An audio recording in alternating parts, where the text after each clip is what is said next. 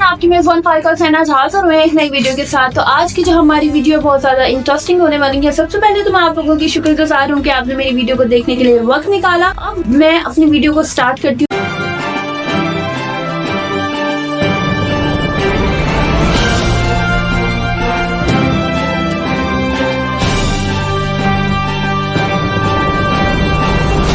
तो हमारी वीडियो यहाँ से स्टार्ट होती है कि जैसा कि देखा जाए पाकिस्तान और इंडिया में जहाँ भी लोग मुझे मेरी वीडियो को सुन रहे हैं उन सबको पता है कि फलस्तीन और इसराइल के दरमियान जो लड़ाई शुरू हुई थी, अब पहले तो उस लड़ाई में कोई शामिल नहीं था, कोई दूसरा ममालिक उस लड़ाई में शामिल नहीं था। लेकिन अब जो है पाकिस्तान के अलावा भी बहुत से ज्यादा ममालिक हैं, जो अरब कंट्रीज हैं, वो फलस्तीन और इसराइल की लड़ाई के दरमियान शामिल हो चुकी है। यानी कि पूरी दुनिया अब इस लड़ाई में इन्वॉल्व हो चुकी है हर तरीके से। यूरोप कंट्री, यूएस कंट्री, जितनी भी कंट्रीज हैं सब इन्वॉल्व हो चुकी हैं। आपको एक वीडियो मैंने पहले भी बनाई थी जिसमें मैंने आप लोगों को ये बताया था कि पाकिस्तान के मशहूर क्रिकेटर शाहिद अफरीदी जो कि इसराइल की रैली में नजर आते हैं, उनके साथ खड़े हुए नजर आ रहे हैं, जबकि उन्होंने फलस्तीन पर इतने ज्यादा जुल्म ढाए। इस नतीजे में भी जो शाहिद अफरीदी हैं वो इसराइल का साथ देते हुए नजर आ रहे हैं। लेकिन कुछ दिन बाद ही एक खबर और आती है कि जी इसराइल की और शाहिद अफरीदी, आप लोगों को पता है कि पाकिस्तान के क्रिकेटर जो शाहिद अफरीदी थे वो भी पहले इसराइल के साथ नजर आए, उनकी हमदर्दी करते हुए नजर आए, उनकी रैलियों में नजर आए। लेकिन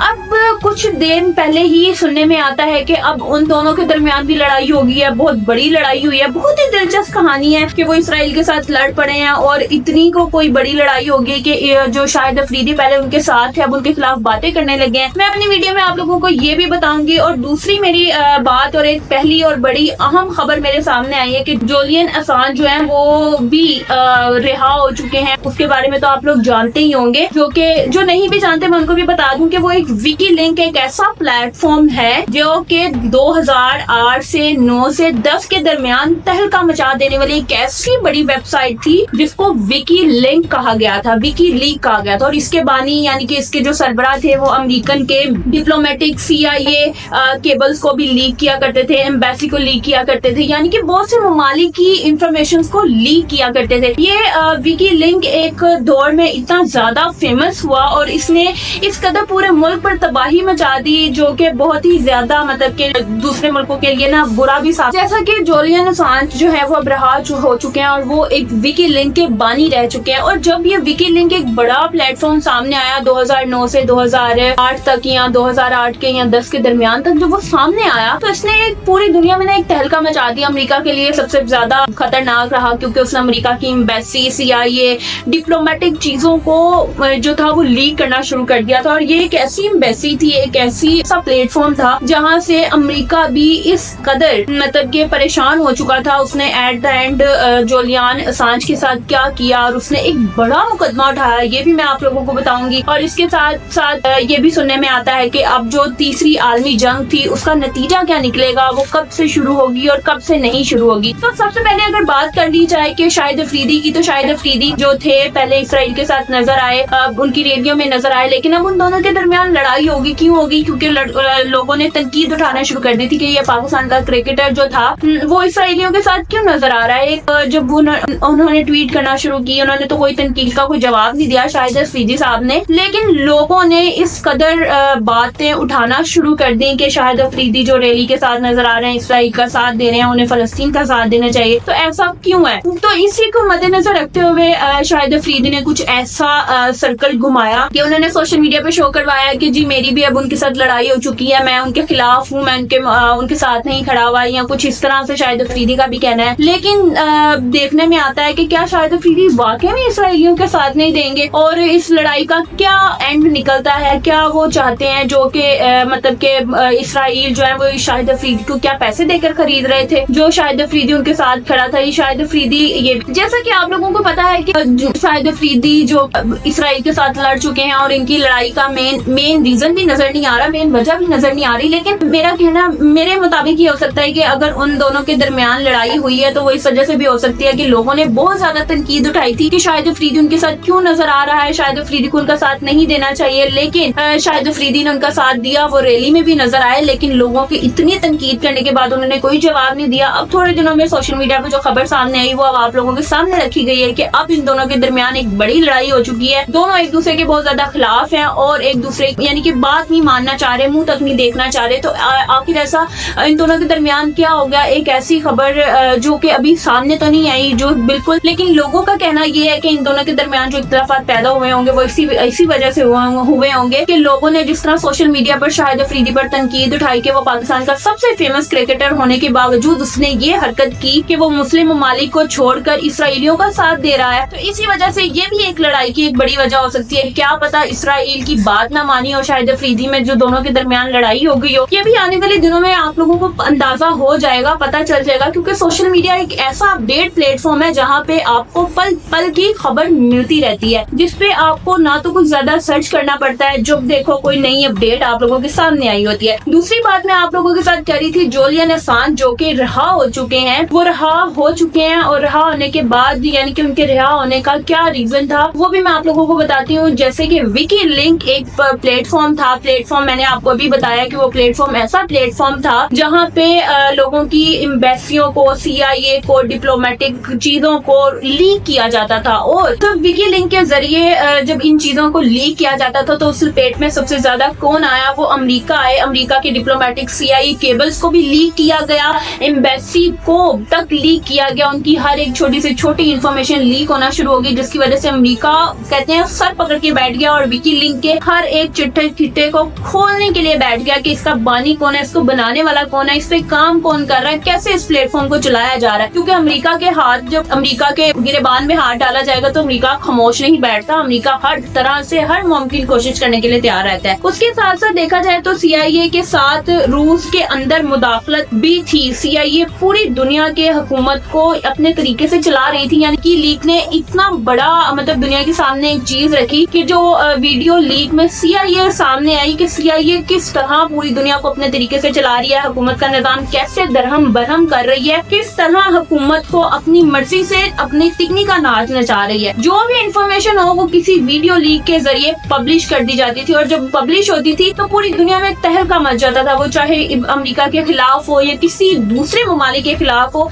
इस कदर तहलका मचता था कि जो वो एक जिस कंट्री के बारे में बात लीक हुई होती थी वो तो हक्का बक्का रह जाता था वो मुल्क। और इसके बानी जो जुलियन असांज जो गिरफ्तार हो चुके थे, क्योंकि वो क्यों गिरफ्तार हुए, वो अमेरिका ने उन पर केस करवाया। अमेरिका ने क्यों केस करवाया? क्योंकि जब उनकी वीडियोस लीक होने लगी, CIA की केबल लीक होने लगी और एम्बेसी की इंफॉर्मेशन लीक होने लगी, तो जो अमेरिका था ना वो अपने आप को इनसिक्योर फील करने लगा था। तो उन्होंने ऐसी कोई गेम प्ले की कि उन्होंने विकी लिंक के जुलियन असांज को गिरफ्तार करवा दिया और गिरफ्तार करवाने के बाद उनकी सजा जो थी वो 5 साल तक रही और उनके साथ इतना कोई भद्दा सलूक किया जाता था, उनके साथ इतना मतलब कि बुरा सलूक किया जाता था कि उनको कैद करने के बाद उनको 23 घंटे कैद तन्हाई में रखा जाता था। बिल्कुल एक छोटी सी कार पोट्री होती थी जिसमें उनको कैद करके रखा जाता था और सिर्फ 1 घंटे के लिए बाहर निकाला जाता था। लेकिन अंधेरे में रहने से जो हालात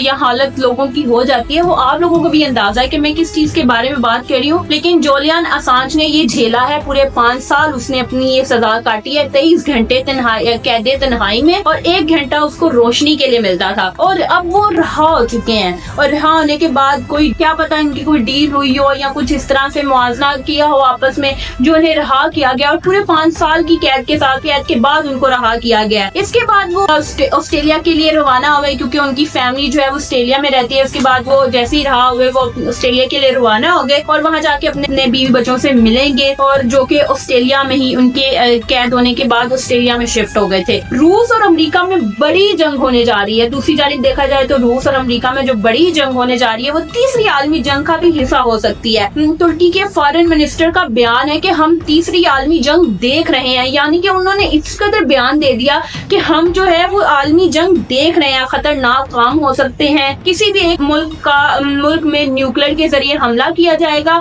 और जो इल्जाम है वो किस पे डाल दिया जाएगा, रूस पे डाल दिया जाएगा। और इसमें अब देखा जाए तो रूस, यूक्रेन, रशिया, ताइवान और चाइना, साउथ कोरिया और नॉर्थ कोरिया, इन लोगों के दरमियान जो जंग छेड़ी हुई है इस कदर खतरनाक नजर आती है कि अगर ये जंग और इसके साथ साथ अगर देखा जाए तो इन दोनों के दरमियान जो जंग हो रही है, ममालिक के दरमियान जंग हो रही है, अगर ये जंग हो जाती है तो तीसरी आलमी जंग हम इसको ना अंजाम दे सकते हैं और इस आलमी जंग में पूरी दुनिया की दुनिया लपेट में आ सकती है। और इस जंग ने इस कदर तहलका मचा देना पूरी दुनिया में कि दुनिया का कोना कोना जो मेन हिस्सा है वो तबाह होकर रह जाएगा, क्योंकि कोई भी मुल्क किसी भी चीज से कम नहीं है। हर एक के पास ड्रोन है, एक से बढ़कर ड्रोन है, मिसाइल है तो एक से बढ़कर एक है उनके पास। अगर कोई छोटा ममालिक है तो उनके पीछे बैक स्पॉट बहुत भारी है जो कि उनके पीछे बैठ के हमला करने की कोशिश करी है, लेकिन निशाना सामने वाले मुल्क को बनाया जा रहा है। इस कदर लड़ाई होना शुरू हो चुकी है। रूस और यूक्रेन में जो लड़ाई हो रही है, रूस का कहना है कि अमेरिका उसके पीछे है, लेकिन अगर कुछ दिन पहले देखा जाए तो जो यूक्रेन ने रूस पर हमला किया उसके ऊपर,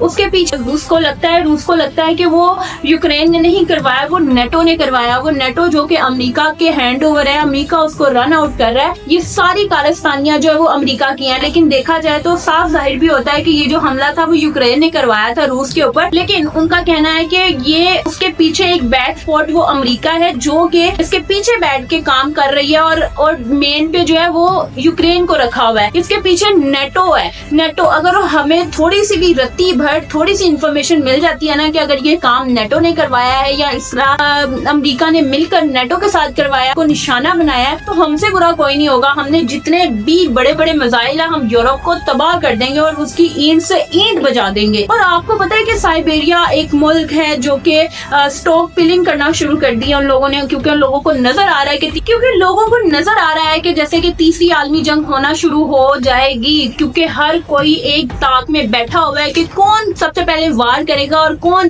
उस दूसरे मुल्क से पंगा लेगा। तो हम ये वार करना शुरू करेंगे, हम मिसाइल शुरू करेंगे, हम ड्रोन से हमला करना शुरू करेंगे, क्योंकि अब देखा जाए तो किसी की इंफॉर्मेशन किसी से छुपी नहीं रह गई। इसराइल है तो वो सारा खुल के सामने आ गया, उसको हर एक ममालिक ने निशाना बना के रखा हुआ है और वो रेडी बैठे हुए हैं कि अगर इसराइल ने अगर मजीद तबाही की कोशिश की तो हम इसराइल को वहां तबाह करेंगे कि वहां से उसका एक निशान क्या, एक मिट्टी का निशान तक नहीं मिल सकेगा किसी का। और दूसरी तरफ अमेरिका है तो अमेरिका तैयार बैठा है, तो दूसरे ममालिक भी तैयार बैठे हैं, यूक्रेन तैयार बैठा है। तीसरी आलमी जंग होने ही वाली है कि देखा जाए तो हर कोई मुल्क तैयार बैठा है और इस ताक में बैठा है कि कौन किस वजह से हमला करेगा और कौन किस तरह एक दूसरे का साथ देगा, कौन अपने अरब ममालिक को बचाएगा, कौन यूरोप को बचाएगा, कौन यूरोप। लेकिन अगर देखा जाए तो बहुत से ममालिक ऐसे हैं कि जहाँ के हर कोई गद्दार बना बैठा है जो इधर की इंफॉर्मेशन उधर पहुंचाता है और उधर की इंफॉर्मेशन इधर आती है। ये भी एक बड़ा मामला है, क्योंकि इंफॉर्मेशन के बगैर हम लोग कुछ भी नहीं है। अगर हमें उनके किसी मजीद खुफिया अड्डे के बारे में जानना है तो हमें अपने खुफिया बंदे वहाँ लगाने पड़ते हैं। इसीलिए